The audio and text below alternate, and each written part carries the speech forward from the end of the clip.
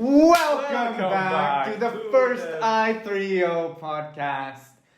This is our cast project, and today we're going to be discussing, for our first topic, the topic of universal healthcare, or just really healthcare access as a whole, attempting to raise awareness about where the issues prevail in regards to healthcare, what can be done to remedy them, and offering up different charities that can help that you can donate to in order to contribute to this cause. Indeed, that we shall do. Today, unfortunately, we have no guests. However, me and you, Nicholas. It's only me and you. Tell me, what can you tell me about the healthcare? The current situation of healthcare? Well, currently, healthcare systems across the world, over the past few years have not gone through the best shape, let's say. With the whole COVID pandemic, many countries such as Spain were flooded with new patients that needed hospitalization, particularly in regions such as Barcelona, Madrid, and especially many of the islands that belong to Spain. It was an issue, and it's actually caused in the wake of sort of the slowdown / end of the pandemic in Spain. It's resulted in many health workers just quitting their jobs because of how difficult and how poorly. It's not necessarily that they were treated poorly, of course, but times where the pressure was at a maximum, and perhaps it's something that not one person can take for very long. So currently, we'll see how healthcare evolves in Spain. It's not a topic I know enough about. Not living in Spain and all, but I think it's something that we'll have to keep an eye open, especially taking into account the aging population. Spain, I think, is one of the countries with the longest life expectancy, which should be good and really is good for many families who will get, for example, many grandkids who will get to talk to their grandparents for many more years. But that means that our healthcare system is going to have pressure exerted on it to an increasing degree. That is a very interesting point you just made. Because in Poland, for example, in my motherland, right? The motherland. The COVID situation was very weird. As the government they were basically panicking because of it, right? So they started, what ended up happening is basically they started tearing down all national monuments and other national, for example, football fields, and started recreating them into massive COVID hospitals, which, of course, costed a lot of money, a whole lot of money. Now, Poland is in no position to spend a whole lot of money. Where did this money come from? Anything, really, which made them print a lot of money. Oh boy. Yes. This tends to go very well. This tends indeed to go very well. So, the geniuses from the government, of course, decided to print a whole lot of money and build all those hospitals from football fields and other things. And what ended up happening is that the actual COVID hospitals had max 1 or 3 patients. They were basically completely empty. So they put all this money into this massive investment, and none of it really benefited from it at all. I guess in a way, in defense of the government, you could argue that, it's not something you could really predict. Was this done during the pandemic? Was this done before the big moment in the pandemic? This was during the pandemic. Let's say in the middle of it, because Poland experienced rapid growth in people influenced a little bit later than the other countries. Okay, so you feel that it was reasonable to have that reaction, to be we're going to need a lot of hospitals if things are going to get really bad. I think it was a reasonable reaction, but they still didn't have the funds for it, and it ended up failing the whole project, unfortunately. Do you feel things could have been done differently? Do you think there's some glaring issues within Polish healthcare that could have contributed to this issue, or could have been brought up in order to avoid such waste of money and honestly waste of lives that often happens in these situations? Well, it depends, because you see, Polish healthcare is semi-free, shall we say. You can get free healthcare for operations and other stuff. You need to give a large amounts of money to actually get the operation done on you. So what ends up happening is that a lot of private doctors are really the ones who get many patients, because the free healthcare isn't really very good. It's not the one that you're really gonna go for if you have serious issues. So in a way, I guess they really didn't have any other options, because many of the private doctors still ended up getting a lot of these patients, and people who didn't have the funds to go to private doctors had to use the official hospitals, and in a way they couldn't really predict the future and predict the fact that it would end up stopping at a certain point, and not many more people would get infected, so the hospitals wouldn't get filled. I do know that the sort of like semi-free, you can pay for certain things, and some things are sort of free. It's much the same case here in Norway even. If you are above, I think it's either 16 or 18. I'm pretty sure it's above 18, yeah. Above 18. Yeah, I know 100% for the dentist. You will have to pay for like operations, especially unless they're like life-threatening or important. I'm pretty sure, for example, I have a tooth that's a little bit too small, like this tooth. It would be great if they could build it up, but that is an operation that isn't necessarily critical to my well-being. It's just something that it would look a lot better. And it does have a few like biological effects on the way my mouth works and stuff. But overall, it's not something that is considered, if this person couldn't afford it, it would be a big deal. So for example, for stuff like that, you have to pay, which I mean, seems reasonable. I'm not aware of exactly how it is in Spain, because I haven't engaged much with Spanish healthcare, having lived in Norway for the past roughly 10 years-ish.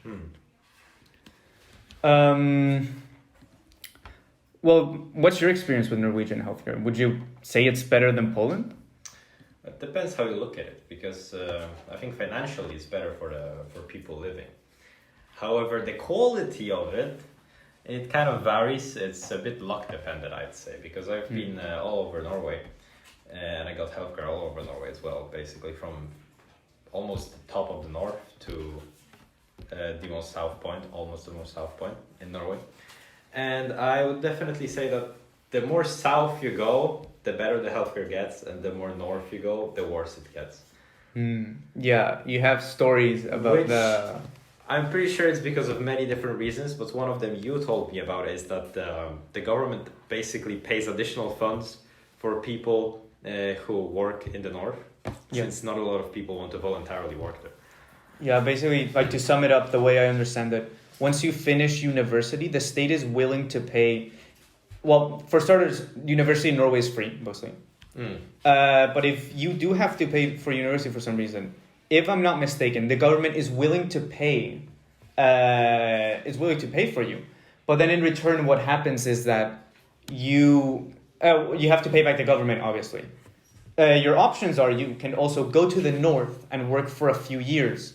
And then in exchange, they'll like cancel your debts. Yeah, I forgot. That would make sense, because then all like the novice in the medical community would be working in the north, which would explain the lower quality of it. The issue is that no one wants to really live in the north. Like very few people with like advanced college degrees or advanced degrees of any kind want to live in the north, because it's just not a very great place to be. The resulting effect is that if you don't bring in these new people, no one's going to go, which of course consequently means you have the new people running the healthcare up there, which I mean, it can have its benefits, but also it has the disadvantages such as lack of experience. I mean, it's definitely beneficial for the new doctors. They can get a lot of experience in the craft, but it's kind of still a loss for the population, because they kind of get the lower quality of doctors. Yeah, it'll be interesting to see how the population of northern Norway evolves in general. Well, now looking more on a global basis, I have a map right here of access to universal healthcare by country. Do you notice any trends? I do notice a trend, yes. Describe it for me. The entirety of Africa is basically on red, meaning that they do not have the possibility for universal healthcare. And there is also one anomaly, since almost everything in the north is in green, apart from a single country. A single interesting country, yes. Now that's a topical issue that I don't know enough about to discuss, because I'm not American. I am not American either. But that is certainly an issue in Africa. It's one of the regions that will be most affected by the third sustainable development goal, that being the one revolving around healthcare. Is that Venezuela? No, that is Suriname. Suriname also has neither access to free nor universal healthcare, which apparently are two different things that the internet was not very clear in providing the difference between. But yes, most of Africa does not have access to free healthcare. The only countries that do are Zambia, Botswana, Zambia, Botswana, Namibia, Gabon, Algeria, and Burkina Faso, as far as I can see. But it is in much of the many LADCs, access to healthcare is just, it's not a thing. Because in many cases, it's because the government itself simply can't provide it. How do you expect the Somali government, which already has many internal strifes, there's parts of its territory it doesn't even control. How do you expect it to provide healthcare? That's where the SDG number 17 comes into play. Okay. Because its main goal... Which one is 17, by the way? It's the last SDG. Okay, but what is it the about? one that provides financial aid to developing countries. Yeah, that one. And thanks to COVID, for example, which of course was a massive challenge for all the countries that didn't have access to universal healthcare. Thanks to COVID, the amount of GNI donated to these countries have rapidly increased. That's good. Reaching an all-time high of 0.33% GNI donated. That's certainly good. It's certainly, it's something good to take from this whole situation. However, it doesn't really help too much. It's definitely a support, but not enough to be life-changing. Or let's discuss a little bit about SDG 3. And then we can actually look at how many countries are on track to meet the SDG. SDG 3 is called the SDGs are the Sustainable Development Goals created by the United Nations. Goal number 3 is to ensure healthy lives and promote well-being for all at all ages. If you look at the overview, what we see seems to be pretty bad, actually. In 2020 alone, 22.7 million children missed basic vaccines. Like, they just didn't have them. That's not less than the year before. It's not something we can look at and say, oh, things are getting better. No, in fact, it was 3.7 million more than in 2019. And it was just, the COVID pandemic in general has taken a massive toll on many, many nations. I think that is a very interesting point to be made. But what I wanted to say, I think that's a topic for another conversation. As, for example, the USA made a very big statement about especially not showing the informations about vaccines for other countries to not be able to make them and profit off of them. That was an issue in many places. Which is, well, it's definitely a controversial thing to do. Yeah. As you are basically sacrificing millions of lives of innocent people for the developing countries, even though you still have the ability to give them the recipe. That was certainly very embarrassing behavior from many companies in Europe and the United States. And that's also a different kind of issue that also relates to healthcare in a way, in the United States especially. How do you balance running a sustainable business and perhaps not even doing what's ethically right, just even providing health services to people that need it. For example, people in the US that require insulin. Yeah, this is also another issue where the private companies are the ones that can create vaccines, which basically creates a market. And it's not the best when you have private medical companies making medicines and vaccines for the rest of the nations and other countries. Yeah. I think it would be better if the country had control over them, and if they didn't, they could buy out a lot of the vaccines from the company, and then they could donate the recipe or... Yes, I think that's but that's another thing. It's whether the state should make things like this. And many places, many countries, especially more left-leaning ones, allegedly that's what happens. But it's definitely, it has its ups and downs, and it's certainly a difficult topic to discuss. Sort of leading back to the third sustainable development goal, I pulled up here a map of which countries have met the goal and trends. No country has met the goal yet. Nope. Not a single one. In fact, just a few countries, around 6 or 7, are currently classified as challenges remain, with the rest of the world being in either significant challenges remain or, as a majority of the world is, major challenges remain. If we look at trends, which countries are actually how countries are doing, no country is stagnating. I mean, no country is decreasing in the regards to meeting SDG 3. True. But however, there is a big difference between Europe and Africa and Asian countries. Yes, and that's a massive issue because I don't remember the statistic right now perfectly, but it's around 73, I think, % of the world's population lives in Asia and Africa. And that's a massive percentage that just won't have access to it. If you look at trends for a second, for health, the only countries on track are like Croatia, Japan, Italy, and Greece. Yeah. All other countries are either stagnating, which means the improvement is barely noticeable and it's just not really, it's neither improving nor getting worse, or moderately improving. But that also means that they won't meet the SDG by 2030. And it's honestly quite worrying, especially considering the birth rates in Africa. Africa is a continent that's going to grow in population extraordinarily over the next few centuries. So if a proper healthcare can't be applied, it's going to cost many lives. It's going to cost many lives across many families in many countries. In fact, speaking of Africa growing in population, by the year 2010, countries such as Nigeria will have 2,100. Countries like Nigeria will have 752 million citizens. That's insane. That is indeed too much. That's way too much in a country that can't provide proper healthcare, which is especially why SDG 17 is so important. In many of these countries, and still even today, access to treatment, for example, for malaria, reducing